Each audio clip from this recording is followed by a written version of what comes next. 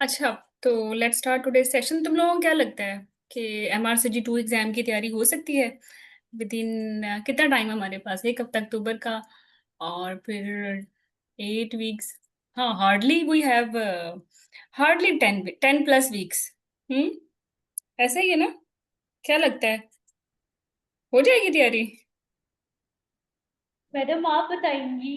तुम लोगों से पूछ रही हूँ, फिर मैं बताती हूँ। इंशाल्लाह इंशाल्लाह मैडम इंशाल्लाह। थोड़ा सा टफ टाइम लेंगे तो हो जाएगी मैम। हाँ बिल्कुल, ये होना चाहिए हाँ मैम। जज्बा जोश। अच्छा, ये जो एग्जाम की तैयारी है ना, ये जितना थोड़ा मर्जी सा। आप लोग,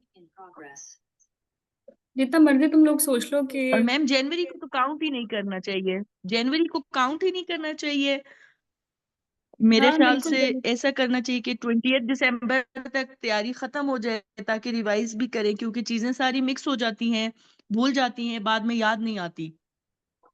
हाँ, मैंने भी प्लानर 31 दिसंबर तक बनाया है। उसके बाद तो लाइक सवाल ही नहीं पैदा होता कुछ भी एडिशनल करने का। उसके बाद तो बस रिवीजन ही है। यू जी आर राइट, जनवरी तो हमें ऐड नहीं करना चाहिए। जी जी। लेकिन देखो, ये MRCOG 1 नहीं है, हम्म, ये है MRCOG 2। और you have hardly, it's mean 9 weeks है ना? अगर दिसंबर जनवरी पूरा ही निकाल दिया तो हार्डली 9 वीक्स हैं। हम्म, तो 9+वीक्स, जी चलो मैम। लेट्स। तो देखो, अब ये ना इंसान की साइकी है। आप जितना मर्जी एग्जाम से पहले सोचोगे, आप पढ़ोगे पढ़ोगे, तैयारी होती ही 2-3 महीने पहले है, जो अच्छी तैयारी होती है, जिसको हम कहते हैं क्वालिटी स्टडी। तो आप इतना दिल ना छोटा करो कि पता नहीं होगा या नहीं होगा। अब जब आपने एग्जाम बुक कर लिया है तो ये डेफिनेटली होगा। अब आपकी सारी एनर्जी, सारा फोकस, सारी बातें पॉजिटिविटी की तरफ होनी चाहिए कि ये कैसे होगा। और ये सेम मेरे साथ भी हुआ। Like I was mentoring FCPS courses. तो मुझे मैं बड़ी कॉफी कॉन्फिडेंट थी कि भाई MRCG 2 भी तो हो ही जाएगा। इतने अरसे से टीच कर रही हूँ। तो लेकिन every time when I decide कि मैं पढ़ूं पढ़ूं, वो कभी वो राइट टाइम नहीं आया कि 3 मंथ्स की तैयारी हो, 6 मंथ की तैयारी हो। तैयारी तभी स्टार्ट की जब जाके एग्जाम बुक हुआ। ठीक है। और when I book my exam तो आई रियलाइज्ड कि theory was not enough. Like I was very confident on the base of theory कि I can do many things. और शायद जो है मेरी बड़ी खुशफहमी थी ये।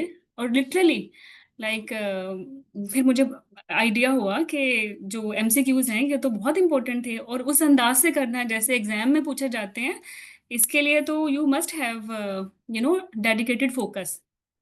तो फिर उस वक्त मैंने सोचा, एंड आई रियलाइज कि जब भी मैं कोच करूंगी MRCG 2 का एग्जाम, अगर ये पास हो गया, थैंक, अफॉर्चुनेटली हो गया पास, तो मैं ये जरूर कहूंगी कि don't actually rely only on your theory. Exam पास करने में अगर 100% क्रेडिट है ना आपका, लेट्स अज्यूम कि जनवरी का एग्जाम की मैं बात कर रही हूँ, तो इसमें आपकी 60% जो एफर्ट है ना, वो इस रिकॉल्स की है।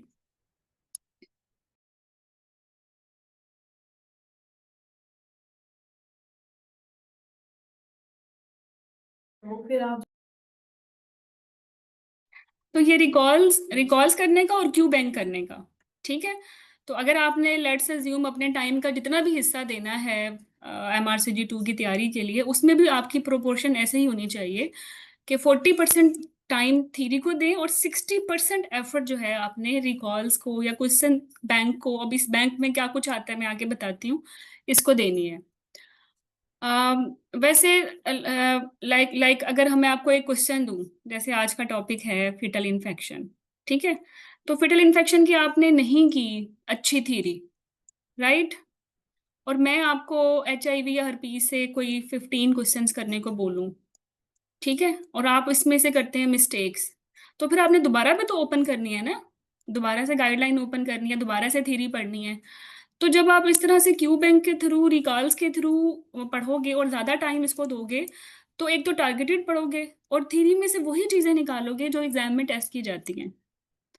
तो when you are giving actually more hours to your Q bank including your recalls, तो इट्स मीन वो थ्योरी का भी कुछ ना कुछ चीजें उसमें आप रिवाइज कर रहे हो। तो आप दिल छोटा ना करें, थ्योरी तो मेरी हुई नहीं, थ्योरी तो मेरी हुई नहीं। इन 9 वीक्स में आप थ्योरी को भूल जाएं। आपने जो कुछ करना है ना, जो कुछ करना है वो रिट्रोग्रेड करना है, रिकॉल्स ओरिएंटेड। कोई ऐसा क्वेश्चन आ गया जो आपके लिए नया है, शायद आपने थ्योरी में उस अंदाज से नहीं पढ़ा, तो फिर आपने देयर एंड देन वो सारे पॉइंट्स थ्योरी से करने हैं। इसी तरह जब आप करते रहोगे, और हर हर मॉड्यूल के मैक्सिमम 3 से 400 क्वेश्चंस आने वाले हैं इन योर क्रैश कोर्स। तो ये 3 से 400 तो टॉपिक्स नहीं है किसी भी मॉड्यूल में। तो थ्योरी तो बाय डिफॉल्ट भी हो जाएगी और टारगेटेड होगी।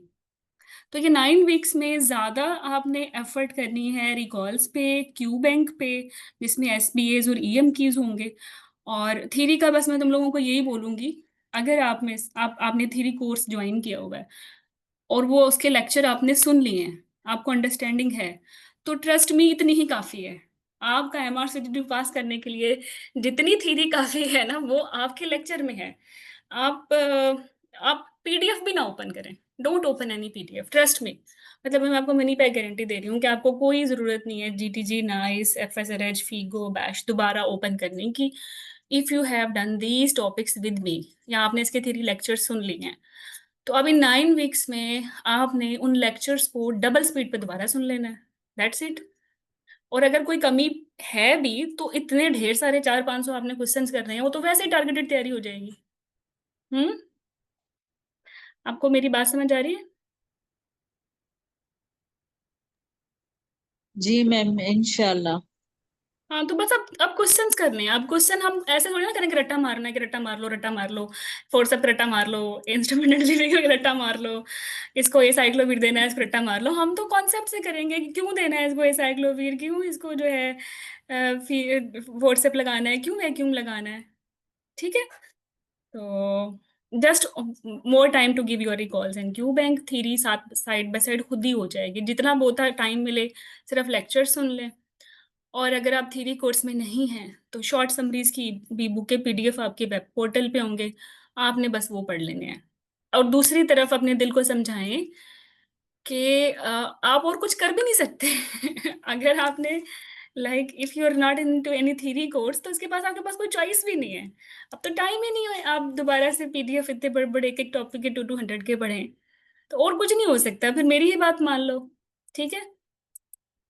चलो, तो it will be your planner. और इसी पे टाइम लग गया मेरा बहुत ज्यादा, इसी की वजह से सेशन हुआ थोड़ा सा डिले। मैं थॉटफुली मैंने ये बनाया। पहले तो मेरा दिल था मैटरनल मेडिसिन से शुरू कर लूं, क्योंकि ना थ्योरी में मैटरनल मेडिसिन आज से स्टार्ट हुआ है, सेकंड लास्ट मॉड्यूल है, और फिर लेबर, उसके बाद दे विल रिवाइज देयर।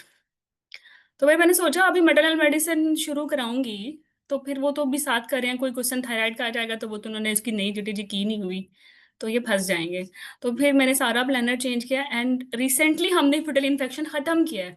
तो जो लोग थ्योरी कोर्स से क्रैश कोर्स ज्वाइन कर रहे हैं, तो उनके लिए सहूलत हो गई ना, कि उनका तो वो थोड़ा सा टाइम भी बच गया, फीटल इन्फेक्शन का फटाफट ही रिवीजन हो गई, और उनको क्वेश्चंस भी आते होंगे, तो स्टार्ट में ही दिल खराब नहीं होगा कि भाई हमें तो कुछ नहीं आता। तो इसलिए हम करेंगे फटल इन्फेक्शंस पहले। फटल इन्फेक्शन बेसिकली कोई सेपरेट मॉड्यूल नहीं है दिस कॉलेज की तरफ से, ये एंटीनेटल में ही आता है। लेकिन इतने ज्यादा इन्फेक्शंस हैं कि, और वो उसको आते एंटीनेटल करने में इतना बड़ा मॉड्यूल हो जाता है, बहुत एकदम से जो ना डिप्रेशन हो जाती है इस मॉड्यूल को देख के, नफरत हो जाती है बल्कि। तो इसलिए हम इसको सेपरेट ही करेंगे, फिटल इन्फेक्शन अलग से करेंगे और एंटीनेटल अलग से करेंगे, पर ये दोनों ही अच्छे लगेंगे आपको। ठीक है। और बहुत इंपॉर्टेंट मॉड्यूल है, मैक्सिमम आपके जीटीजीज और टोक जो है ना, वो इसी मॉड्यूल में है, मैक्सिमम एंटीनेटल में है। तो टोक के बारे में बात करती हूँ। अगर अगर किसी टॉपिक से टोक आया, या तो वो लेबर का टोक होता है, वो या एंटीनेटल का होता है, ये इसके बारे में मशहूर है, तो वो अब ऑलरेडी आपके साथ ही कवर हो जाएंगे। तो हम करेंगे स्टार्ट फिटल इन्फेक्शन से, 5 डेज देंगे, फिर एंटीनेटल मॉड्यूल छेड़ेंगे, फिर 5 डेज मेडिसिन, थोड़ा बड़ा मॉड्यूल है, 7 लेबर पोस्टपार्टम, थोड़ा बड़ा मॉड्यूल है इसलिए 7। अर्ली प्रेगनेंसी के लिए 2 दिन भी बहुत है, हम तो फिर भी 4 डेज कर देंगे। जर्नल गाइनी में 6 डेज एनफ है, क्योंकि सब फर्टिलिटी मैंने अलग कर दिया है। ठीक है।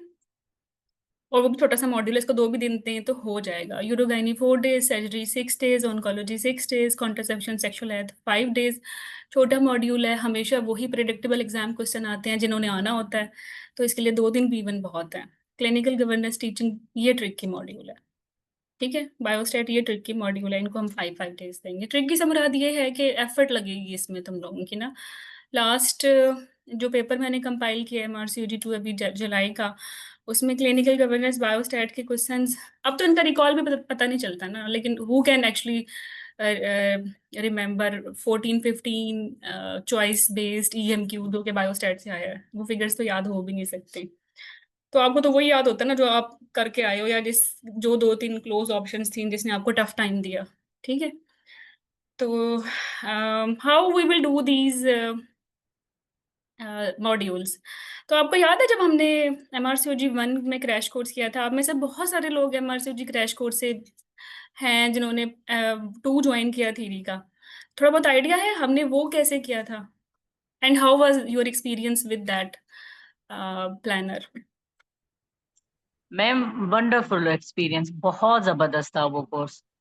बहुत हेल्प हुई थी हमारी। हम्म। तो उसी की फीडबैक पे मैंने इसको ये रिवाइज किया है, अपना MRCG 2 का क्रैश कोर्स। आप सब्जेक्ट करते हो ना, हमारा एनाटॉमी का सब्जेक्ट है, एम्ब्रियो का सब्जेक्ट है। यहाँ हम मॉड्यूल कर लेंगे कि फिटल इन्फेक्शन का मॉड्यूल है, एंटीनेटल का मॉड्यूल है, मैटरनल मेडिसिन का मॉड्यूल है। ठीक है। अब देखो, अब हमने छेड़ा है फिटल इन्फेक्शन। अब हमारे पास इसके 5 डेज हैं। तो हम क्या करेंगे, हम इन 5 डेज को ऐसे थॉटफुली प्लान करेंगे कि विद इन दीज 5 डेज आप अपने थीरी के फटल इन्फेक्शन के लेक्चर सुन लो, जो कि डबल स्पीड पे सुने जा सकते हैं। थीरी कोर्स से नहीं भी हो तो फिर आप क्या करोगे, यू हैव चॉइस, आप एक्सेस ले सकते हो थ्योरी कोर्स की, या नहीं लेना चाहते, आपने खुद से कहीं से भी तैयार किया है। I will give you a short summary E book, जो आप और आपने की भी हुई है ये याद है वो जो टेलीग्राम पे मैं शॉर्ट समरीज भेजती थी हर मॉड्यूल की, और मैं ये कहती थी अभी नहीं करनी, ये बाद में करनी है तो अब वो टाइम आ गया बाद में करने का, क्योंकि इसमें सिर्फ हमने एग्जाम फोकस चीजें रखी हैं, बहुत big big big big guideline से निकाल के। ठीक है। तो इन 5 डेज में क्या करना है, फटल इन्फेक्शन की थीरी सुननी है। ठीक है। थीरी सुन ली है तो ये काफी है, you can skip to read, but it will be better, कुछ लोगों की पेज मेमोरी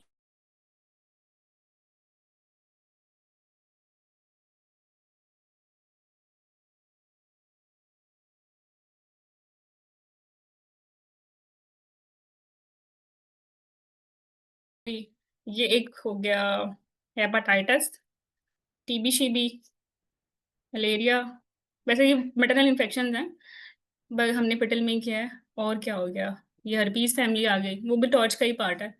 ठीक है, इतने ही है। If you will name it 1 2 3 4 5 6, hardly 8 topics बनेंगे इन्फेक्शंस के, या UTI आ गया इसमें। ठीक है। अब UTI तो वैसे यूरोगानी का बनता है, लेकिन हम जब इन्फेक्शंस करते हैं तो फिर हम सारे इकट्ठे कर लेते हैं, एक ही दफा जान छुटती है। तो अगर हर एक का भी आप डबल स्पीड पे सुनोगे तो हार्डली 8 आवर लगेंगे ना ये पूरी पूरी थीरी रिवाइज करने में।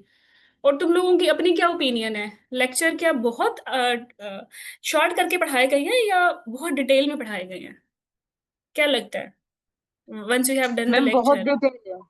बहुत डिटेल डिटेल। में मुझे पढ़ाए गए तो हैं। बहुत प्रिसाइज लगते हैं, बहुत प्रिसाइज, तो मतलब बहुत अच्छे तरीके से आपने हर चीज कवर करवाई थी। हाँ, तो फिर जब आप 8 आवर में कंप्रीहेंसिव थीरी आपने कर ली है, और आपके पास 2 दिन है, तो 4-4 घंटे दो, 2 दिन में पूरा फटल इन्फेक्शन नहीं हो गया, और बड़ा जबरदस्त हो गया, क्योंकि लेक्चर सुनते हुए कितनी आपकी सेंसेस इस्तेमाल हो रही हैं, आई मतलब विजुअल भी, हेयरिंग भी, कुछ ना कुछ लिख भी रहे होते हो, हैंडी नोट्स भी बना रहे होते हो। तो इससे अच्छा क्या तरीका है यार, बजाय इसके कि तुम फटल इन्फेक्शन बैठ के पढ़ो, तुम अगर उसकी अगर लेक्चर ही डबल स्पीड पे देख लोगे, मोर देन इनफ है। अब डबल स्पीड पे आ जाओ, अगर आप पहली दफा ये लेक्चर सुन रहे हो तो आप डबल स्पीड पे मत सुनो। ठीक है।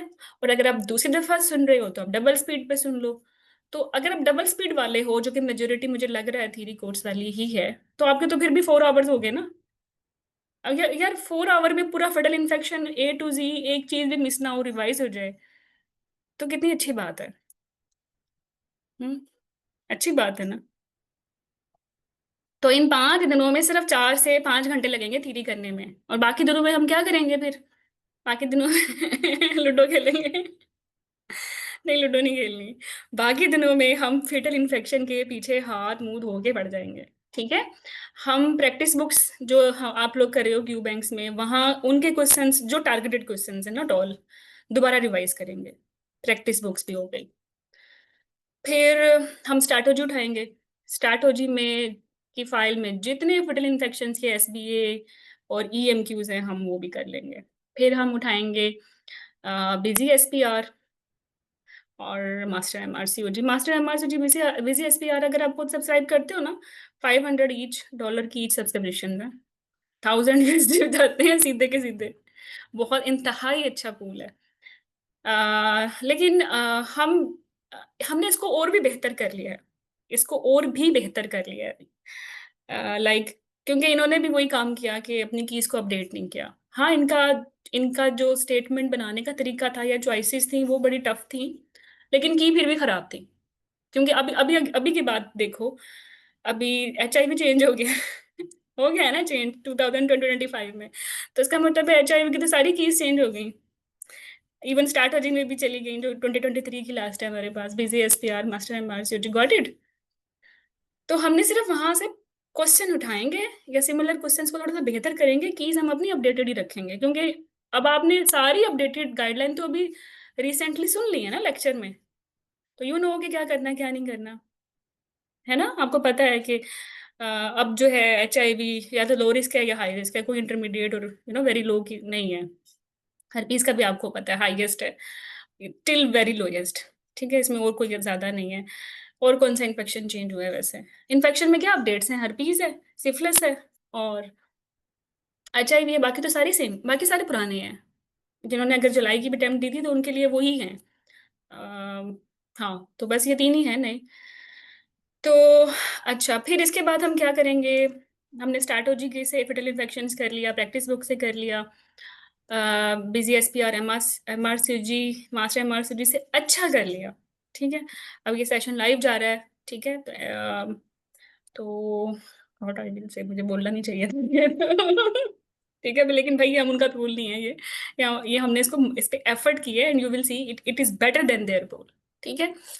अच्छा, तो और इसी तरह ये स्ट्रैटेजी का पूल नहीं है, it will be better than strategy pool, ठीक है। तीसरी बात है रिकॉल्स। रिकॉल्स भी लाइव जा रहे हैं, हम रिकॉल्स नहीं करेंगे, you know what I mean, ठीक है। सो हम एग्जाम लाइक क्वेश्चंस करेंगे, क्योंकि एग्जाम लाइक क्वेश्चंस अगर बोलते हैं तो इस पे कोई रिस्ट्रिक्शंस नहीं है। Don't use terms pass papers, ठीक है, never use these terms, be careful. तो रिकॉल्स ये है कि आपको लगता है कि इस तरह का क्वेश्चन आएगा, देन इट सेफ्टी नेट में हम आ जाते हैं।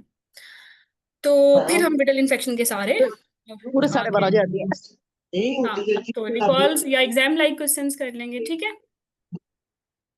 अब मुझे ये बताओ कि इन 5 दिनों में 5वें दिन तो तुम लोगों को उल्टी आ रही होगी फिटल इन्फेक्शन से, सच में। थ्योरी भी पढ़ ली और स्ट्रैटेजी जैसे क्वेश्चंस कर लिए, मास्टर एमआरसी जीबीजी एसपीआर जैसे क्वेश्चंस कर लिए, प्रैक्टिस बुक से कर लिए, हार्ट इन्फेक्शन के लिए 500 क्वेश्चंस कर लिए। तो कोई कोई कंसेप्ट अगर थ्योरी में मिस भी हो गया तो वो तो बार बार ड्रिल होके आपके सामने आ जाएगा। और सबसे अच्छी बात क्या है? Your last day zoom session with me. अब इस जूम सेशन में अभी लास्ट डे पे इसलिए रखती हूँ कि फिर ये लंबा सेशन नहीं होता। तो मुझे ही लगता है कि अगर मैं पहले रख लेती हूँ तो फिर आपको कुछ भी नहीं आ रहा होता, आप हर चीज भूल रहे होते हो, वो पूरी थ्योरी पढ़ानी पड़ जाती है। लेकिन अगर 4 डे की इस एक्टिविटी के बाद 5th डे पे हम जूम सेशन पे ये एग्जाम लाइक क्वेश्चंस या रिकॉल्स करेंगे, तो मुझे लगता है मिनटों में तुम आंसर करते हो चैट बॉक्स में हाँ, जहाँ वाकई ही थॉट प्रोसेसिंग करनी है बैठ के, तो वहाँ they will be a lot of flash cards, infographics and we will discuss, ठीक है। तो फिर हम स्टार्ट करेंगे एंटीनेटल, ठीक है, और एंटीनेटल भी सेम होगा, फिर मैटरनल मेडिसिन करेंगे। तो इस तरह gradually step by step we will do all these modules, और 30th या 31 दिसंबर तक हम अपना सारे मॉड्यूल्स कवर कर चुके होंगे। और trust me, if you are following that way, अगर अल्लाह ही ना चाहे तो फेल करना, तो तुम फेल हो नहीं सकते। ऐसा क्या ही कोई पूछेगा?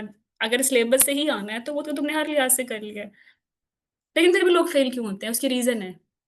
उसकी रीजन ये नहीं होती हर दफा कि आता नहीं है।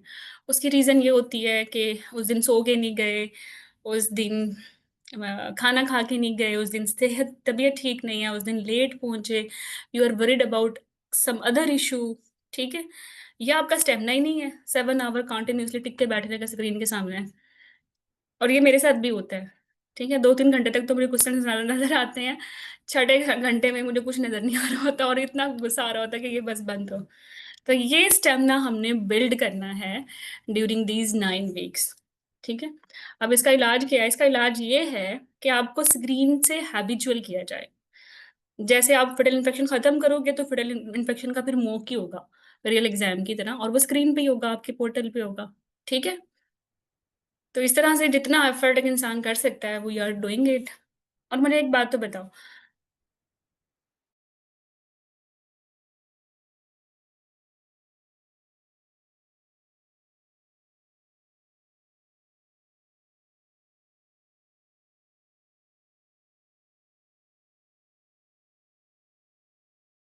एफर्ट करनी है, भूल जाओ फिर पास या फेल।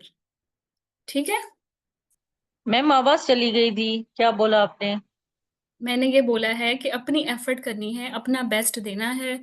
और अलमाइटी का ये वादा है, जिसने जिसके लिए जितनी एफर्ट की है वो चीज़ उसके लिए है। और ना तो तुम्हारा रब भूलने वाला है, और ना ही वो यू नो इनजस्टिस करने वाला है। तो आपने सिर्फ मेहनत करनी है, एफर्ट करनी है। रिवॉर्ड इसका डेफिनेटली मिलेगा आपको, क्योंकि अल्लाह झूठ तो नहीं बोलता। हम्म। क्या ख्याल है? बेशक मैम, बेशक। हाँ बिल्कुल। और देखो, फिर भी अपार्ट फ्रॉम ऑल एफर्ट्स, कोई इवेंट्स हो ही जाते हैं, फिर ये एग्जाम ही है। Don't to it it's that heavy for you. ठीक है। ये फिर भी एग्जाम ही है, it's not important than your health, your mental health. ये एग्जाम तो फिर होते ही रहते हैं। ठीक है। तो इसको इतना भी ज्यादा स्ट्रेस नहीं लेने कि अपनी हेल्थ खराब कर लो। थोड़ी बहुत ही स्ट्रेस जो जरूरी होती है वो लो। और अगर तुम 5 दिनों में fatal infection the way we are doing कर लोगे ना, तो फिर तो तुम पास हो। हम्म। और ये जो पहला मॉड्यूल है, it's totally actually free for दो स्टूडेंट्स जो हमारे साथ नहीं है, जिनको हमारा पता ही नहीं है। ठीक है। वैसे तो जिनको पता है उनके लिए भी है ये ऑप्शन। तो इससे फिर क्या होगा, आपकी रिस्क फ्री इन्वेस्टमेंट होगी। आपको पता चल जाएगा कि आप कोप अप कर सकते हो बाकी सिमिलर मॉड्यूल से या नहीं। या आपको ये भी पता चल जाएगा कि ये जो कोर्स है ये आपको सूट करता है या नहीं। ठीक है। और इतनी बड़ी जो ऑफर है, वो एक कॉन्फिडेंट या एक एक वही मेंटर दे सकता है, वो सारे इन पाथ से गुजरा हुआ हो। ठीक है। तो I am so much sure about the strategy, planning and the organisation of this course, कि फटल इन्फेक्शन अगर अच्छे से कर रहे हो तो टिल बायोस्टैट अगर उस पैटर्न को वैसे ही फॉलो किया है, तो you are going to make it. ठीक है। और देर कोई और इससे बेहतर कोई स्ट्रैटेजी है भी नहीं, रिकॉल्स को, थ्योरी को, प्रैक्टिस बुक्स को, सब्सक्रिप्शन बेस्ड पूल्स को करने की। ठीक है। क्योंकि अगर पेपर्स करोगे रैंडमली तो उसमें तो कोई कोई क्वेश्चन आ रहा है, कोई क्वेश्चन आ रहा है, तो वो तो हर चीज़ ही हौच पौच सी हो जाएगी। तो यही बेहतर तरीका है कि मॉड्यूल वाइज रिकॉल्स करो। आपके सारे सेशंस जो हैं वो भी मॉड्यूल वाइज होंगे। लाइक एक जूम सेशन फटल इन्फेक्शन पे होगा, एक एंटीनेटल पे होगा, मेडिसिन पे होगा, एक लेबर पे होगा, अर्ली प्रेगनेंसी पे होगा, जनरल गायनी पे होगा, सब फर्टिलिटी पे होगा, यूरोगायनी पे होगा, सर्जरी पे होगा, ऑन्को पे होगा, कॉन्ट्रासेप्शन पे, क्लिनिकल गवर्नेंस पे और बायोस्टैट पे। And I will try my best कि थीरी से सारे वो इम्पोर्टेंट कार्ड्स थोड़े से और स्मार्ट करूँ, और साथ में फिर ड्यूरिंग सेशन भी आपकी चीज़ें या बस जो है मैं रिवाइज करवा दूँ। ठीक है। तो this will be the planner, और ये एक आइडियल फ्लॉलेस प्लानर है। अगर आप कोर्स ज्वाइन नहीं भी करते ना, तो please follow that way, module wise ही रहिएगा। It will make you more organised. Okay. दूसरा ये कि रिकॉल से तो कितना ही रिपीट होता है। तो क्या, अच्छा एमआरसी जीवन में तो रिपीट हुआ था ना, इन बातों तो तुम्हें याद है ना? सच बताओ। बताओ ना, अनम, आयशा। मैडम, ऐसे हुआ था मैडम, एमआरसीओजी 1 में कि कुछ हम्म। क्वेश्चंस वाकई रिपीटेड थे। कुछ क्वेश्चंस ऐसे लग रहा था कि जब रिकॉल किए गए हैं तो वो तोड़ मड़ोड़ मरोड़ दिए गए थे। मतलब लगभग चीज आपने कवर कराई हुई थी, उसके आसपास की सारी बातें। हम्म। सही। तो मेरे हिसाब से तो पेपर ऐसा था जो वन वन था कि कुछ क्वेश्चन। आपको लगता पेपर है कि टू तो कॉन्सेप्ट बहुत इजी रिपीट था हुए थे? हमारा, पेपर वन थोड़ा डिफिकल्ट। जी मैडम, कॉन्सेप्ट कॉन्सेप्ट तो था। मतलब एग्जैक्टली कुछ क्वेश्चन चीजें रिपीट नहीं बिल्कुल। होता? मैडम, हम्म। मैम रिपीट थे, नहीं मैडम, टोटल एग्जैक्टली रिपीट थे, क्वेश्चन रिपीट। बहुत से रिकॉल थे। हमारा पेपर 2 बहुत इजी था। तो अल्लाह करे इस दफा मतलब भी ऐसा टोटली हो। हम कर चुके थे। अच्छा, मुझे मैडम, मुझे पता है आपने मेरे जो जो पढ़ाया था ना, उससे बाहर मैक्सिमम 10 क्वेश्चंस होंगे। हम्म, सही नसीब। मैं नसीम, मैं MRCG 2 में ऐसा मैं नहीं तो है। कहूँगी मतलब मैडम, सिर्फ शायद 10 क्वेश्चन भी नहीं थे, 100% आपका कोर्स था, 100%। चलो, अब तो मेरी बाद में MRC 2 की कर रही हूँ और मशहूरी बन की हो रही है। यार फिर भी 1 में तो रिपीट हो भी गए, क्योंकि ना बच्चों को याद रहती है, बेसिक से क्वेश्चंस होते हैं। लेकिन MRCG 2 में तो हम ऐसा दावा भी नहीं कर सकते रिपीट होते हैं। कोई इंसान याद कर ही नहीं सकता। एक 50% ऐसे क्वेश्चन जिनके 18 चॉइसेस हैं, कर सकता है कोई याद? सोचो जरा। मतलब ABCDEFGHLMNO PQ तक जा रही होती है चॉइसेस। ठीक है। तो ये कोई नहीं याद कर सकता। जिनको याद होता भी है तो वो आके वही याद करते हैं जो वो करके आए थे। मैं एक EMQ रिकॉल करूंगी तो मैं ये बोलूंगी कि मुझे अच्छे से याद है। CPR के क्वेश्चन से 3-4 इकट्ठे, और उसमें वो उन्होंने वो डाली हुई थी 350 जोल और पता नहीं फलाना ढमकाना आता नहीं था मुझे। EMQs आए हुए थे 5, किसी में एक एक दफा देना है, किसी में 2 दफा देना है, 2 शॉक 1 शॉक, और किसी में एस इसलिए है, किसी में पल्सलेस इलेक्ट्रिसिटी है। और उस वक्त मैं अपने आप का बैठ के कोस रही थी ये CPR मैंने ऐसे क्यों नहीं किया। अब जब भी पढ़ाती हूँ तो पीछे पड़ जाती हूँ कि याद करो याद करो याद करो। क्योंकि इट हैपेंस विद मी। तो एनीवे, तो जो मुझे याद रहा तो मैंने आके वैसे ही याद किया ना। मुझे मैं पहुंच गई थी 2 नए क्वेश्चंस 2 ऑप्शंस पे। अब मुझे प्रॉब्लम थी, मुझे बिल्कुल भूल गया कि 1 शॉक देना या 2 शॉक देना, क्योंकि इस तरह से माइंड ने रजिस्टर नहीं किया था वो। अब जब मैं आई, मैंने याद या आके रिकॉल किया, तो मुझे उन 18 चॉइसेस में से जो सारी वैसे ही खराब थी, मैंने नैरो डाउन करके मुझे तो 2 ही ऑप्शन याद रहे। क्या ये वही रिकॉल है? नहीं है ना।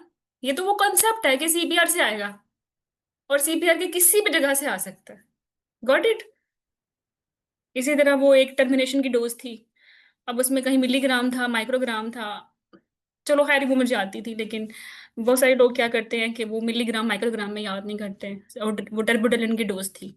हम हमेशा माइक्रोग्राम में याद करते हैं, उन्होंने 0.00 करके मिलीग्राम में दिया हुआ था, बट खैर थोड़ा टाइम लगा, कन्वर्ट कर लिया मैंने। अब जब मैं आई तो मुझे वही 2 ऑप्शन याद रही जिन्होंने मुझे तंग किया, मैं 3 भूल गई। तो इसी तरह हर बंदा अपने अंदाज में याद करता है रियल टाइम पे, जो उसके मुताबिक 2 नैरो कीज थी, बाकी वो 3 भूल जाता है। या उसके मुताबिक रियल टाइम पे जो बज था, जो कि शायद बज ना भी हो, डिस्ट्रैक्टर हो। तो क्या हमारी स्ट्रेटजी होनी चाहिए कि किसी के इमेच्योर ब्रेन थॉट्स पे रिकॉल्स को क्रैम करें? या हमारी अप्रोच ये होनी चाहिए कि हम इस चीज पे फोकस करें कि रिपीटेडली CPR आ रहा है, पिछले 10 सालों में CPR, कोई ऐसा पेपर नहीं है MRCD 2 का जिसमें CPR से 2 या 3 क्वेश्चन ना आए, और वो भी EMQs। तो हमने टेक होम मैसेज ये लेना है कि CPR is important. Step wise पूछेंगे, इनिशियल या स्ट्रॉन्ग स्टेप, और ये हमने इसको ऐसे याद करना है। तो if you will work on the concepts, then you are safe. अगर आप किसी के बस जो उसको बस लगा, जो कि था डिस्ट्रैक्टर, तो यू विल लूज इट। तो होता तो MRCD 2 में भी रिपीट है।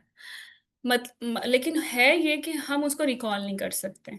लेकिन हम एक चीज मिलजुल के जरूर कर लेते हैं, जैसे आप भी पेपर दे के आओगे, तो जब आप लेबर के रिकॉल्स करोगे तो आप सब बताओगे कि CPR से 3 EMQs थे, और हमें ये मुश्किल पेश आई। तो I will pick your feelings कि किसको कहाँ पेश आई मुश्किल ना। And I will incorporate similar questions, जो कि 6 थे तो मैं 12 बना दूंगी, ताकि आप उसको ज्यादा अच्छे से प्रैक्टिस कर लो। And it will be, I think, better approach. तो मेरी बहुत एफर्ट मैंने की है इस पेपर के लिए।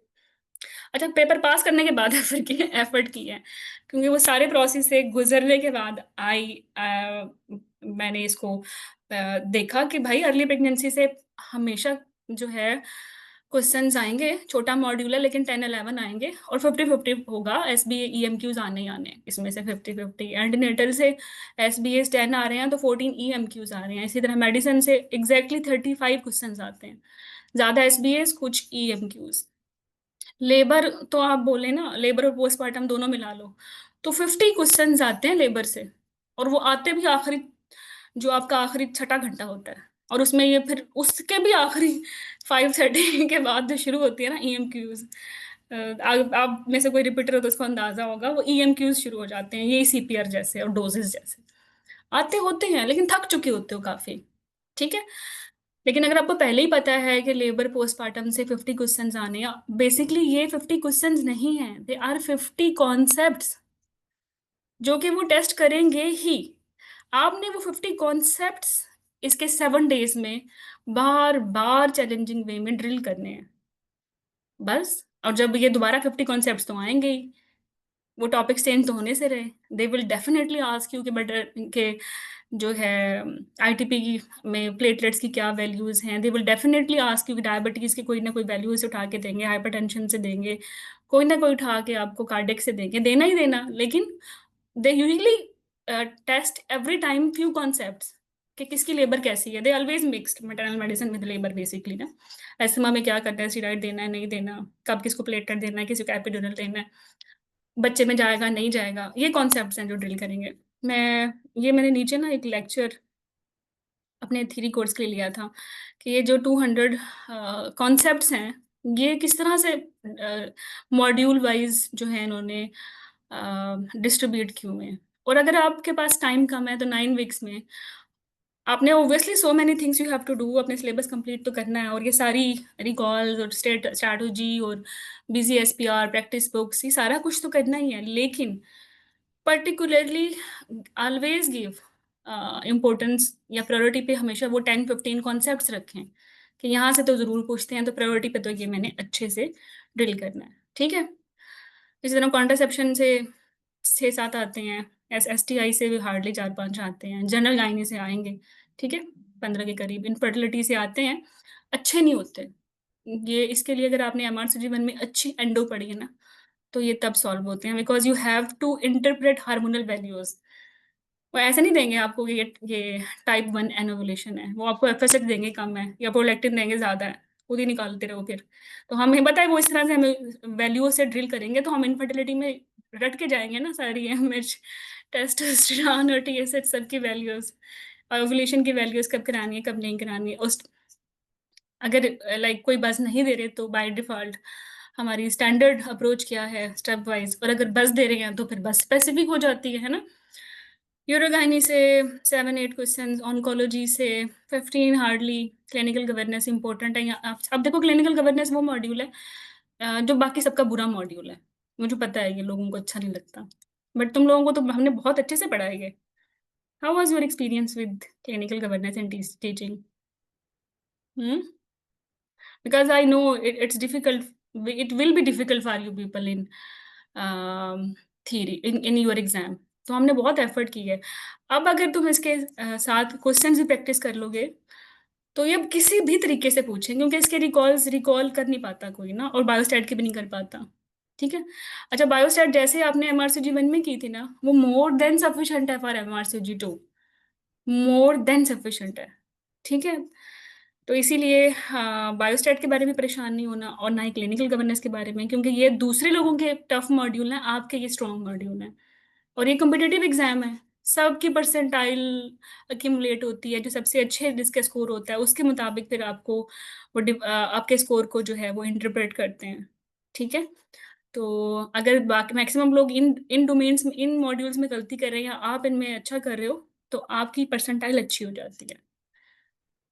ओके, और आते भी हैं भाई इनसे क्वेश्चंस, और आते भी EMQs हैं, लाइक सेंसिटिविटी से उठा के EMQ उठा के दे देते हैं। अच्छा इस दफा तुम लोगों का कैलकुलेटर भी अलाउड है, पता है तुम लोगों को? हम्म, अलाउड है ना? हाँ यस मैम, हमारे पार्ट 1 जुलाई वाले अटेम्प्ट अलाउ किए। मैम हम शुक्र वो करो अब तुम लोग इस लकी दफा अलाउड लोग हो गए हैं हैं। जो जैसे आए तो कैलकुलेटर अलाउ हुआ था। हम वो शुक्र लकी लोग हैं। शुक्र करो कैलकुलेटर अलाउड है। सोचो मैंने कैसे सरवाइव किया बहुत बुरे हालात थे। बस मुझे सबसे ज्यादा टफ टाइम बस ही बायोस्टैट देता है कि 1 में 2 में MRCP में जिस भी पेपर में मैं बैठी हूँ ना, इसने मुझे टफ टाइम दिया, हमेशा मेरे ही दफा ही आते हैं इसके उल्टे पटांग क्वेश्चन। और मैंने ये भी देखा है कि अब जिस चीज से भागते हो ना वो वही खड़ी होती है आपके आगे हमेशा। एक दफा मेरा कोई ऐसा इंटरव्यू था, उसमें मुझसे पूछ रहे थे रिसर्च के टाइप्स, मैंने कहा ओ माय गॉड, ये नींद मेरा पीछे छोड़ेगी। तो देखो, पेपर में आए ना आए, जो आपकी फिर कमी रह जाती है ना, वो रह ही जाती है। ठीक है, तो if anything is in syllabus तो बस कर लो इसको। आई टोल्ड यू पेपर के भाई, लेबर से ना 50 क्वेश्चंस आने हैं, सीटीजी के इंडिकेशन से आना ही आना।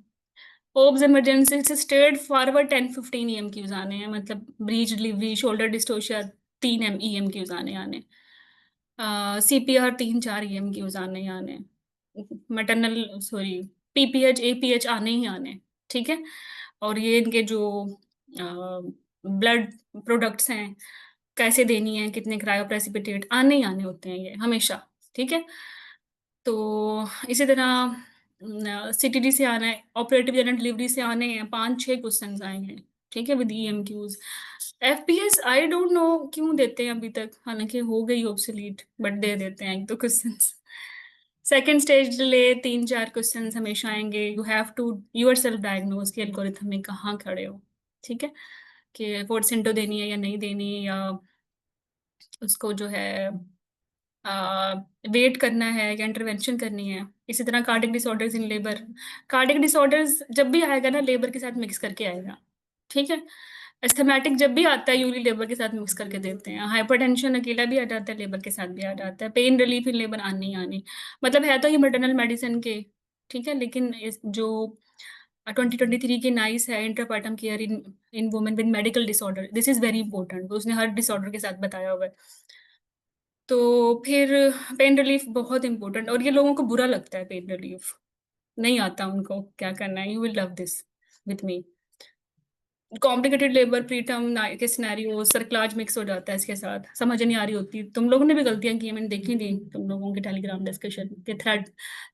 तो जा रही लेबर में या 25 पे लगा उसको रेस्क्यू रहे हो, सर्क्लाज, इस तरह के सिनेरियोज आ जाते हैं। अच्छा, तो इसके बाद वो MGSO4 देना है नहीं देना, स्टेरॉइड देना है नहीं देना, ये सब बातें। कैटेगरी 1-2 सेक्शंस, इनके इंडिकेशंस, 50 क्वेश्चन आने हैं, तो ये आने ही आने हैं इससे। ठीक है, बाकी प्रीटर्म लेबर की मैनेजमेंट आनी, इंडक्शन पे तो 2 क्वेश्चन आने ही आने हैं। ठीक है, अब्रप्शन प्रीटर्म सिनेरियोज आने आने हैं। तो ये कॉन्सेप्ट हैं लेबर के, जो वो आपको डिफरेंट EMQ और SBAs देके टेस्ट करेंगे, और हमने 7 डेज में करना ही किया, यही तो डिफरेंट सिनेरियोज करने हैं। तो आपके तो ये कॉन्सेप्ट्स बार बार बार बार हर तरीके से ड्रिल हो जाएंगे। ठीक है, तो नो वरीज। तो वैसे ये टॉपिक सुन लीजिएगा, लेक्चर यूट्यूब पे है कि बाकी 200 क्वेश्चंस कैसे आएंगे, मैंने थोड़े से फ्यू बताए हैं।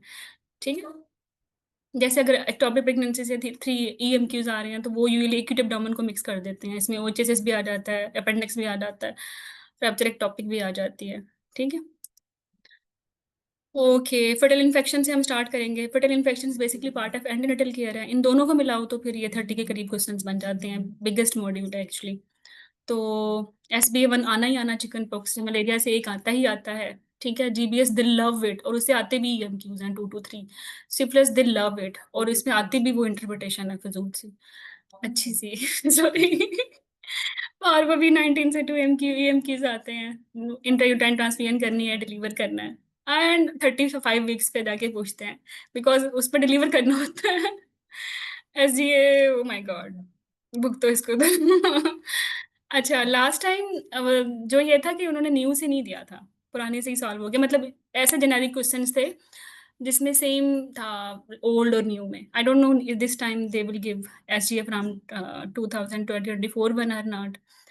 दे always love to ask Down syndrome screening, और उसमें वैल्यूज देते हैं कि इनिबिन कम हो रहा है या ज्यादा हो रहा है, बीटा एसिडी कम हो रहा है या ज्यादा हो रहा है, तो क्या करना है, अल्फा फटोप्रोटीन ज्यादा हो रहा है तो क्या करना है, फिर आपको पता है हाउ टू इंटरप्रेट इट। ठीक है, इसके हमने निमोनिक्स भी किया, मैं जैसे मैं बोलती high high down, beta ACD और जो इनिबिन है इसको देख के, फिर एनॉमलीज 3 EMQs आ जाते हैं, और आपने बताना होता है कि लाइक सिस्टिक हाइग्रोमा है तो ये क्या किस में ज्यादा होता है। ठीक है, या फिर वो सिंगल आई होती है, वो किस में ज्यादा होती है, ये इस तरह के सिंड्रोम से पूछते हैं। और एक क्वेश्चन तो पक्का पक्का इसमें से आता है, HIV से 2 तो आने ही आने, जिका से 1-2 आ ही जाता है। तो ये कॉन्सेप्ट्स हैं इन्फेक्शन से आने ही आने। अब वो आएगा क्या क्वेश्चन, ये मैं नहीं कह सकती, वो उसमें वो उसको किस तरीके से पूछते हैं, बट आपको ये पता है ना कि ट्राइसोमीज में ये Edward syndrome, usually they love Edward, लेकिन डाउन है, टाउ है, ये इन तीनों को हमने अच्छे से करना है कि इन तीनों के हॉलमार्क्स क्या हैं, एसोसिएटेड इनमें अदर सॉफ्ट टिश्यू मार्कर्स क्या हैं, एनॉमलीज क्या हैं। तो फिर इसमें से एक एसपीए करने के लायक तुम होंगे। अगर आप सिर्फ एडवर्ड सिंड्रोम ही याद कर लोगे, सिर्फ एक एक एक रिकॉल को जो बार बार पूछते हैं वो, तो इन योर एग्जाम वो अदर ट्राइसोमी भी तो आ सकती है। ठीक है, तो बेसिकली उनको पता है कि उनके उनके एग्जामिनर को भी पता है कि MRCG 2 के लिए मैंडेटरी है कि एक क्वेश्चन ट्राइसोमी का जरूर रखा जाए, so that they can assess कि आपको ये सिंड्रोम्स आइडेंटिफाई करना आते हैं या नहीं आते हैं। उनको पता है सिफिलिस से देना ही देना, दे रियली वांट कि आपको पता हो कि इसके एसोसिएटेड जो प्रॉब्लम्स हैं बच्चे में या माँ में वो क्या हैं, और आपने इसकी स्ट्रेटजी को कैसे इंटरप्रेट करना है, तो आना ही आना। जीबीएस में they will always test you. ये हो ही नहीं सकता कि आप MRCG 2 पास करो और आपको जीबीएस में टेस्ट ना किया जाए। ठीक है, तो ये कॉन्सेप्ट्स हैं फेटल इन्फेक्शन से जो इस तरह से वो जरूर पूछेंगे। अगर फेटल इन्फेक्शन में से 10 क्वेश्चन आने हैं तो फिर वो इसी तरह ही आएंगे इन इन इन इन इन्फेक्शन से।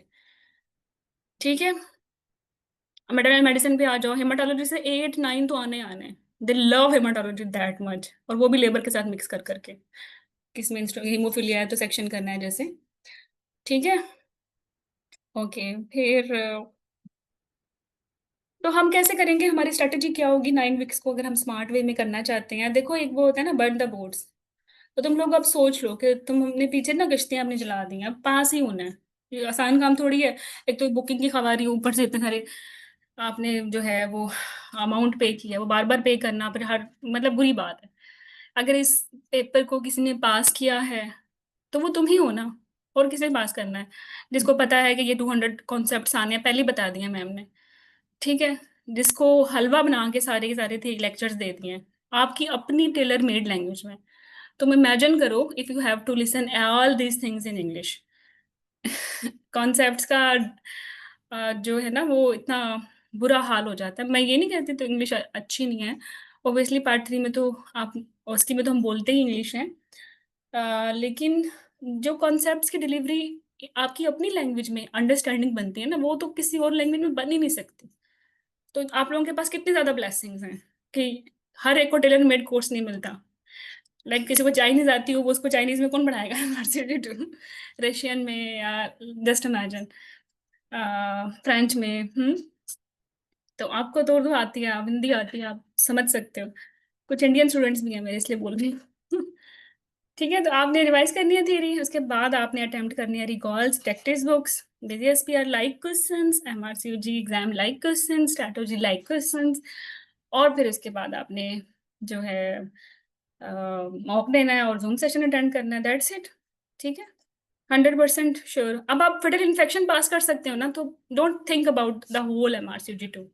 आप सोचो कि मैंने फेटल इन्फेक्शन पास करना है, दैट्स इट। 5 दिनों में मेरा सिर्फ फेटल इन्फेक्शन का टेस्ट है।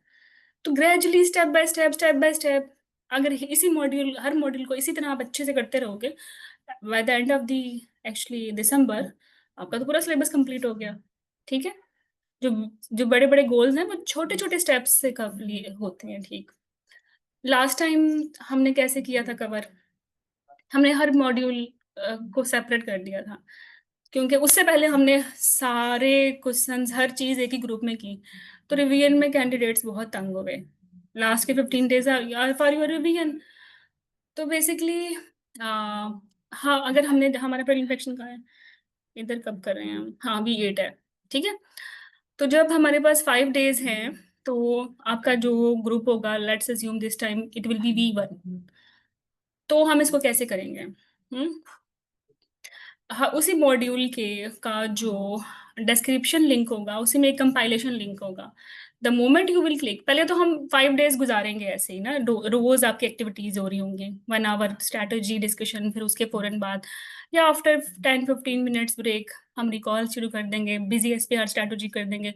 तो डेली 3 से 4 घंटे हम टेलीग्राम पे ये सारे क्वेश्चंस डिस्कस कर लेंगे। ठीक है, तो और इसमें आपको लिंक्स भी दे दिए जाएंगे कि आपने सिर्फ सिफिलिस के क्वेश्चंस पढ़ने हैं तो वो इधर हैं, हर्पीस के पढ़ने हैं तो वो इधर हैं, टॉर्च के पढ़ने हैं तो वो इधर है, सेक्शुअल इन्फेक्शन के करने हैं तो वो इधर है। ठीक है, टॉपिक वाइज क्वेश्चंस भी हैं, और like module wise, sorry source wise भी हैं, कि स्ट्रैटेजी को डे 1 में हमने किया था तो ये लिंक है, if you want to revise, day 2 पे हमने किया था ये इसका लिंक है। मतलब वो जो पूरा मॉड्यूल है उसमें भी आपको पिन ढूंढने की जरूरत नहीं है, आपने डिस्क्रिप्शन पे क्लिक करना है, 5 days की हर एक्टिविटी वहाँ पिन होगी, कि what we have done at day 1 for this source, but we have done at day 2 for this source. ठीक है, तो बाद में फिर आप इजी हो जाएंगे, लाइक 31 दिसंबर के बाद आपने 3 जनवरी को फेटल इन्फेक्शन रिवाइज करना है, and you want to do only strategy questions. आप इन लिंक्स पे टिक टिक टिक टिक क्लिक करेंगे, आप you will actually revise everything जो फेटल इन्फेक्शन पे थी स्ट्रैटेजी से। ठीक है, या बिजी एसपीआर देखना चाहते हैं, डे 1 डे 2 डे 3 डे 4 पे हमने 5 days में क्वेश्चंस किए हैं, लेट्स अज्यूम के बिजी एसपीआर की 15 क्वेश्चंस किए हैं डे 1 पे, डे 2 पे किए, फिर आपने वो कैसे आपको मिलेंगे, आप इन पे क्लिक करोगे तो फौरन आपको मिल जाएंगे। ठीक है, आपको ये बात समझ आ रही है?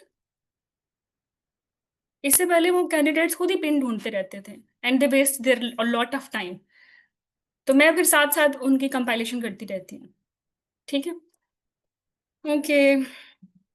इसी तरह रिकॉल्स भी हमारे इसी तरह होते हैं, कि हम कोशिश करते हैं कि जैसे ही फटल इन्फेक्शन खत्म हो, बिफोर जूम सेशन जो भी क्वेश्चन जूम सेशन पे होने हैं वो एक दफ़ा तुम पहले भी ड्रिल कर चुके हो, ताकि जूम सेशन में तुम्हें पता हो कि हमने क्या आंसर पूछना है, पहले से तुम भी रेडी हो। ठीक है, और क्वालिटी डिस्कशन हो, बजाय इसके कि एमलेसली हम 6 6 घंटे बैठे रहें।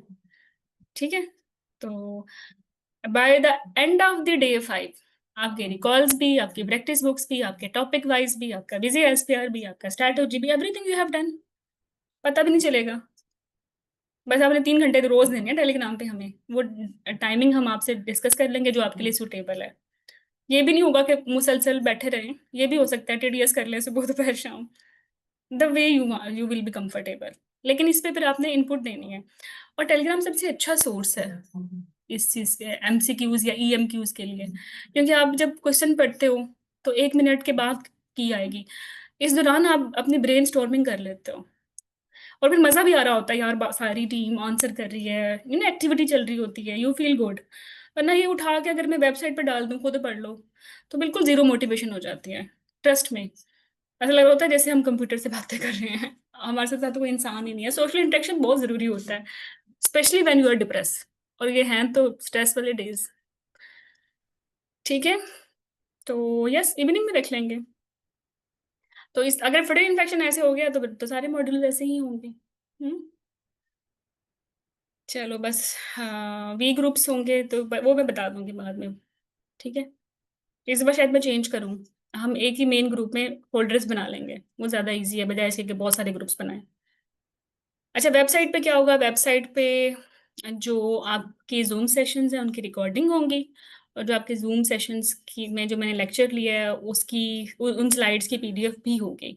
ठीक है, और एक मोक होगा, और एक शॉर्ट समरी बुक होगी मॉड्यूल वाइज, जैसे फटल इन्फेक्शन की थीरी की समरी बुक होगी, छोटी होगी थीरी से ना, टू द पॉइंट। और फटल इन्फेक्शन के रिकॉल्स का पीडीएफ होगा जो कि बेसिकली मेरे सेशन की स्लाइड्स होंगी, और उसी का एक मॉक होगा। ठीक है, ये चीज़ें आप वेबसाइट से करोगे, और मैक्सिमम जो डेली एक्टिविटीज़ हैं आपकी टेलीग्राम पे होंगे। तो आप ये मत सोचो कि हमने जो है MRCG 2 का पेपर देना है, आप सोचो 5 दिन के बाद हमारा फटल इन्फेक्शन का पेपर है, इसको अच्छे से करना है, लाइक इसको दोबारा टाइम नहीं मिलेगा पढ़ने का, इतनी अच्छे से करना है। तो इसी तरह हर मॉड्यूल को करोगे तो पूरा सिलेबस कंप्लीट हो जाएगा, और उसके बाद भी 15 दिन बच जाएंगे, क्योंकि we will complete everything till 31 December. So this is my plan for you people, and we will start it from 24। ठीक है, 24 से हम स्टार्ट करेंगे। मैम मतलब ईएम की सॉल्व करने की ट्रिक तो बताएं। ओके, एम को सॉल्व करने की ट्रिक है तो बहुत अच्छी, लेकिन टाइम लगेगा। लेकिन चलो तुमने पूछ लिया ना, तो मैं इसका कोई बनाती हूँ, कोई ईएम को निकाल लेती हूँ, जस्ट 1 मिनट।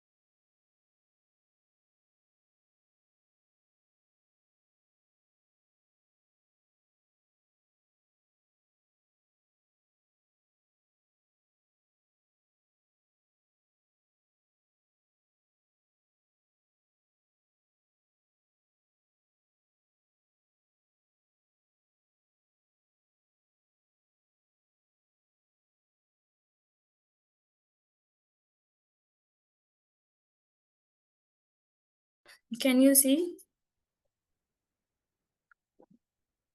देखो, ये हमने पहले भी इंट्रोडक्टरी सेशन में जब आप थ्योरी स्टार्ट किया तो बताया था कि पेपर जो होता है, लाइक पेपर 1 है, पेपर 2 है। पेपर 1 में 50 एसबीएज हैं और 50 ईएमक्यूज हैं, फिर 1 आवर की ब्रेक होगी, और फिर पेपर 2 होगा। ठीक है, 50 एसबीएज एंड 50 ईएमक्यूज। और पेपर में स्कोरिंग जो होती है वो 40% वेटेज जाता है एसबीएज को, और 60% जाता है ईएमक्यूज को। ठीक है, ईएमक्यूज और एसबीएस में ये फर्क है कि एसबीए में 5 चॉइसेस हैं, तो आप समझ लें ईएमक्यू में 10 चॉइसेस हैं, मतलब वो एसबीए जिसमें 10 चॉइसेस हैं। ठीक है, दोनों 3-3 आवर के पेपर हो गए। अगर ब्रेक का 1 आवर मिला लें तो ये 7 आवर हो गए। ठीक है, और always take break for MRCD 2।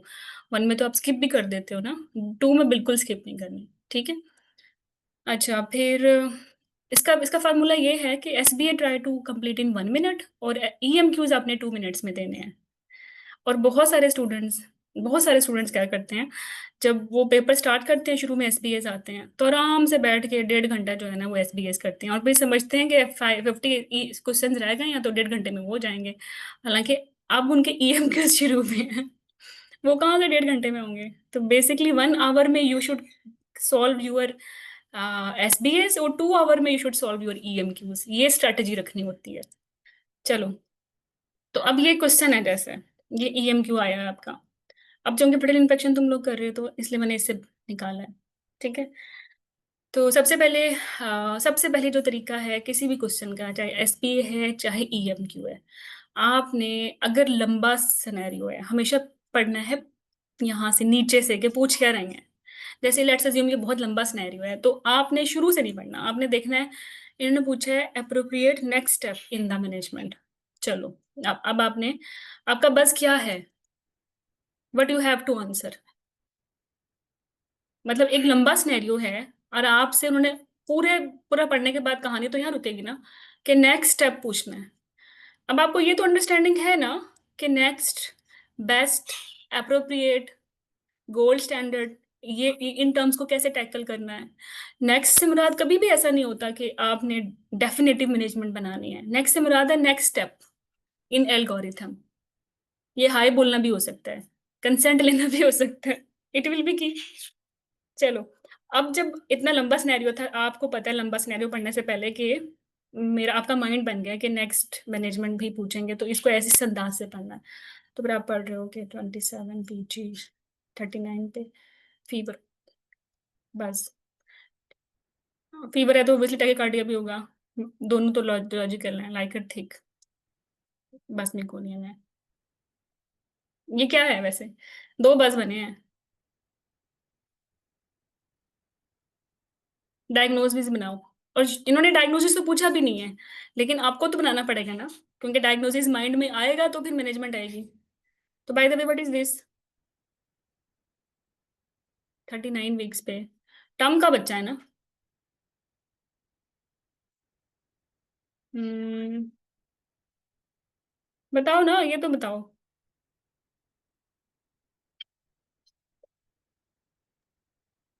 ये कोरियो है या नहीं है?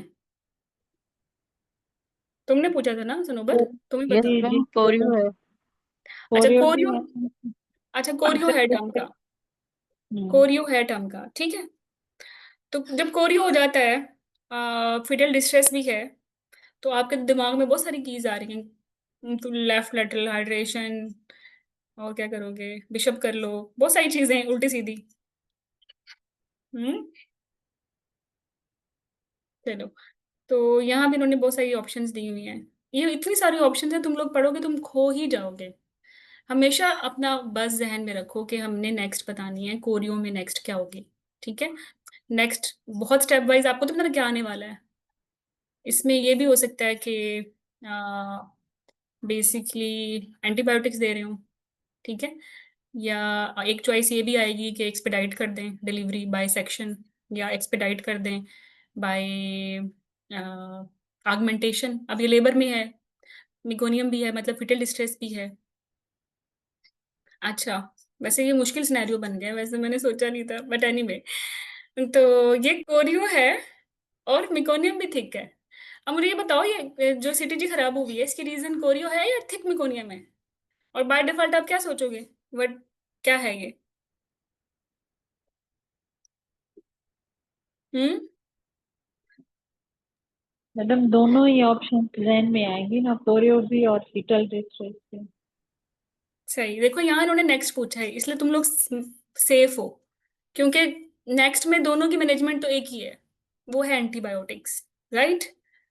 लेकिन अगर ये पूछ लेते ना इसकी अप्रोप्रिएट मैनेजमेंट, तो फिर आप मैस में थे, क्योंकि सिर्फ कोरियो होता है तो हम मैटरनल फीवर की बेस पे नहीं सेक्शन करते सीटीजी खराब है या पैथोलॉजिकल है। 170 सीटीजी तो डायरेक्टली पैथोलॉजिकल सीटीजी है ना, बिकॉज ऑफ कोरियो। तो उसमें जैसे ही हम एंटीबायोटिक्स देंगे, हाइड्रेशन पीसीएम देंगे, अगर मैटरनल फीवर ठीक हो गया है तो सीटीजी भी ठीक हो जाएगी, राइट।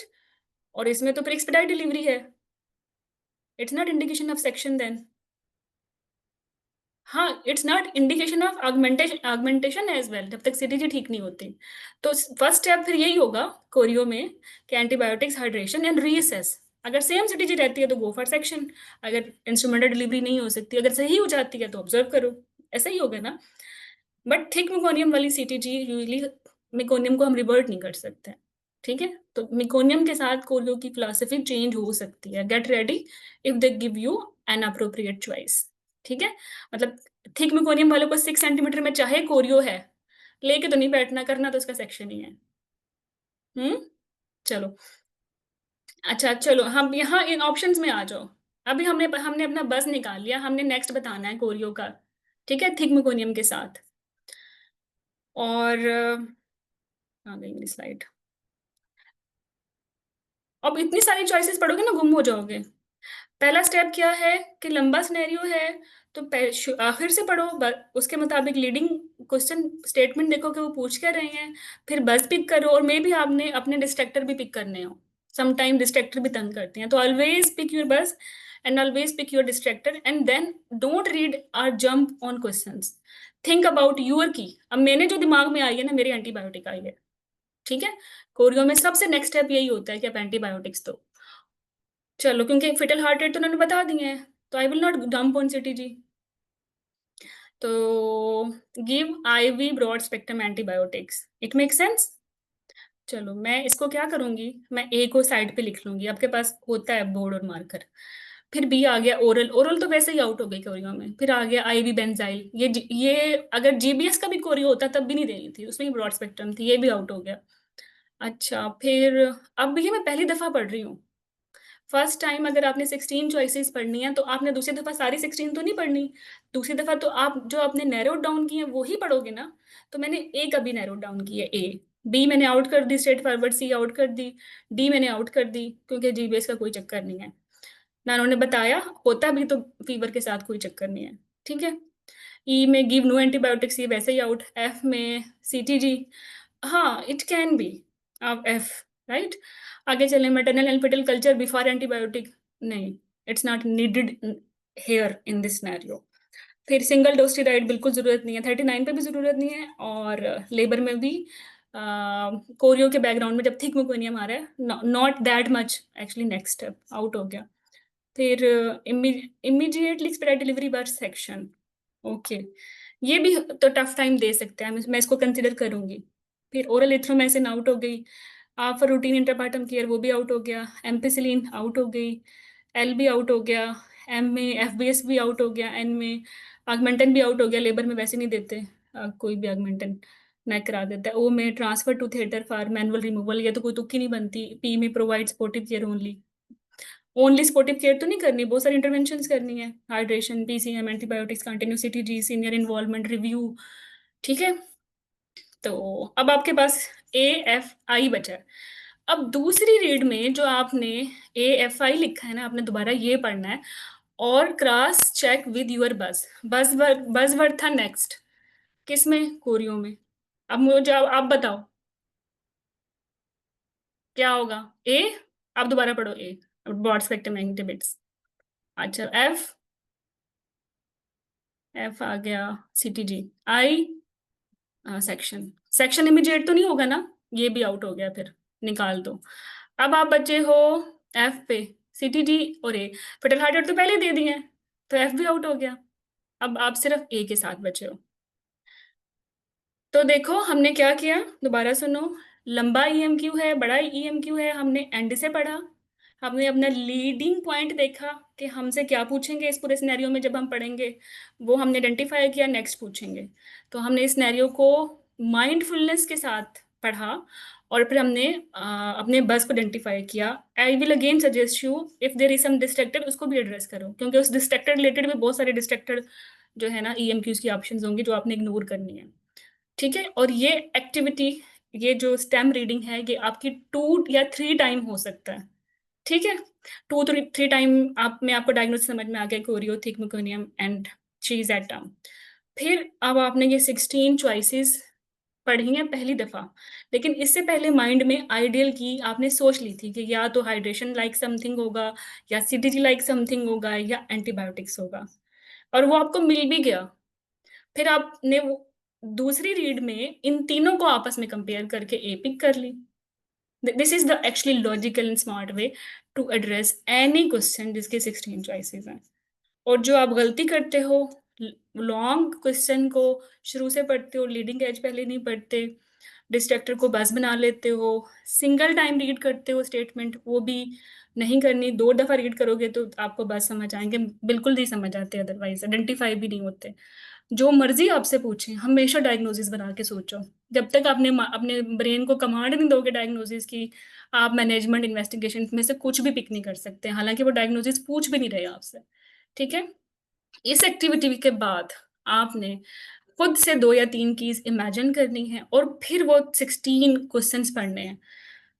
और दूसरी रीड में, जब आप पहली रीड में वो 16 ऑप्शंस पढ़ रहे हो, तो मेक श्योर कि जो आपका बोर्ड मार्कर आपको दिया हुआ है उसमें आप लिखते रहो कि मुझे सेकंड रीड में ये 3 चीजें पढ़नी होंगी, क्योंकि सेकंड रीड में दोबारा 16 पढ़ोगे तो आप ये ईएमक्यू 5 मिनट में करोगे, आपके पास 2 मिनट है।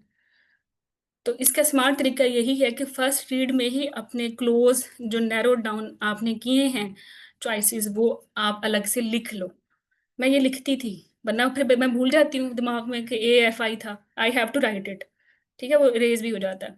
फिर सेकंड रीड में वो AFI उस इन 16 से मैं दोबारा पढ़ के उनमें से एक्सक्लूड कर देती हूँ एंड आई मूव ऑन। और हमेशा एग्जाम में ज़रूर मार्क करें, आप उसको फ्लैश कर लो, फ्लैग कर लो, सॉरी, रिव्यू के लिए, लेकिन आपने अनआंसर्ड नहीं छोड़ना, क्योंकि टाइम कम होता है मार्क्सिटी 2 में। ये ना हो कि अनआंसर्ड और आप जो है रह जाओ, क्योंकि नेगेटिव मार्किंग तो है नहीं। तो ऑलवेज है आंसर, अगर रिव्यू भी करना है इफ यू हैव टाइम, जो कि कभी नहीं मिलेगा, तो फ्लैग कर लो, अनआंसर्ड नहीं छोड़ना। तो दिस इज द वे सोनोबर you will solve your EMQs। ठीक है, thank you ma'am, thank you so much. चलिए, see you people in actually fatal infection module from 24 October. Till then, bye bye and thank you very much for joining us.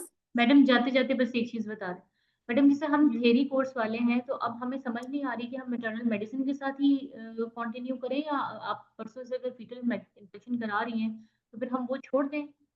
वैसे मैं तो तुम्हें कहूंगी तुम छोड़ ही दो, फटल इन्फेक्शन से स्टार्ट करो। मेटल एंड मेडिसिन ने वैसे भी तो आना है, 7 दिन है, तब इसके लेक्चर साथ सुन लेना। तो मैडम ऐसे नहीं हो सकता कि आप मैटरनल मेडिसिन से ही हमें स्टार्ट करवा दें? नहीं देखो, फिर हमारी ना दोनों चीजें कवर तुम्हें हो जाएंगी। क्वेश्चंस नहीं समझ आएंगे तुम्हें। मैंने सोचा था मैं ऐसे ही करूंगी, क्वेश्चन नहीं समझ आएंगे। जैसे आज तुम लोगों ने VT की 2 गाइडलाइन करनी है और साथ में डायबिटीज करनी है, क्वेश्चन आ जाएगा थायराइड का, IHC का, एपिलेप्सी का, फिर कहोगे ये क्या है पीछे पड़ जाओगे मेरे।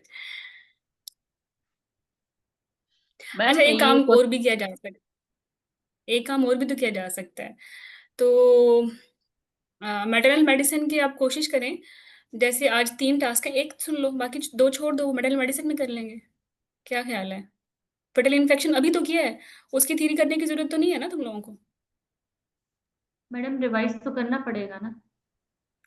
तो फिर just follow the crash course, forget about the theory course, भूल जाओ फिर थ्योरी को। ठीक है, थिंक अबाउट ओनली क्रैश। मैं MRCT 1 में भी तुम्हें यही बोलती थी ना कि बस अब आप क्रैश कोर्स मोड में आ जाओ, क्योंकि मेडिकल मेडिसिन पे तो करना ही है। Why you are worried? 7 दिन इसलिए किस लिए दिए मैंने? वाई? ये देखो, मैम मैटरनल मेडिसिन बहुत बड़ा मॉड्यूल है, लेबर बहुत बड़ा मॉड्यूल है, हम चाह रहे थे ये पहले हो हो जाए जाएगा, तो। ट्रस्ट में हो जाएगा, ट्रस्ट में हो जाएगा। ये देखो। मैडम फिर ये दोनों अच्छा, पहले करा दें तो क्या? हमारी टेंशन कुछ कम हो जाएगी। मैडम ये 2 चलो, मॉड्यूल्स हमें पहले अच्छा करा मेरी दें बात सुनो, ताकि हमारी अगर तुम स्ट्रेस लोग थोड़ी कहते हो ना कम हो। मैटरनल मेडिसिन पहले कर लें, हम पहले कर लेते हैं, फिर बाद में कर लेंगे। You people are my priority, what you madam से? मैं बाकियों से भी पूछ लें, बाकी जैसे कहते हैं, मेरी तो रिक्वेस्ट थी कि यस अगर मैम, ये ये दोनों सही मॉड्यूल्स रहेगा। हमें पहले करा दें। चलो ठीक है, मैटरनल जी मेडिसिन जी, स्टार्ट कर लेते हैं, कोई मसला नहीं है। सही है। देखो, मैं तो वो भी कराना है, तुम लोग खुश, मैं खुश।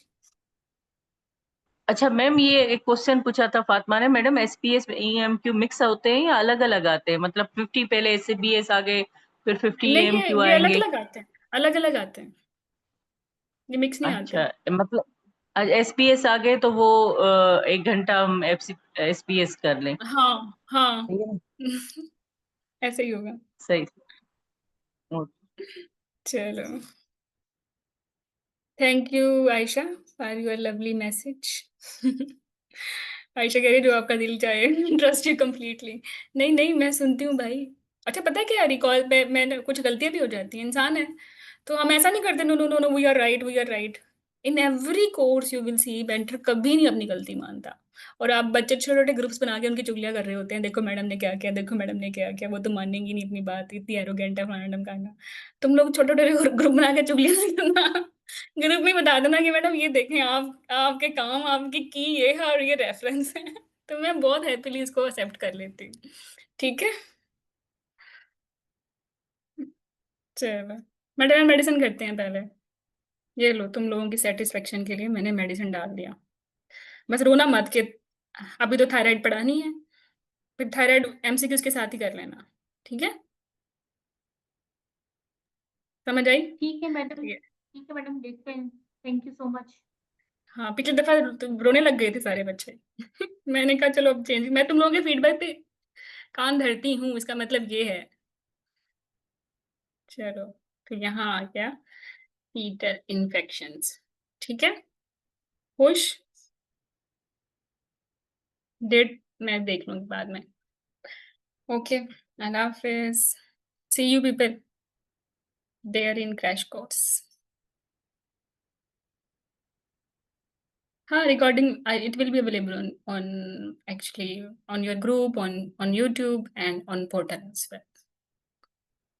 Allah Hafiz.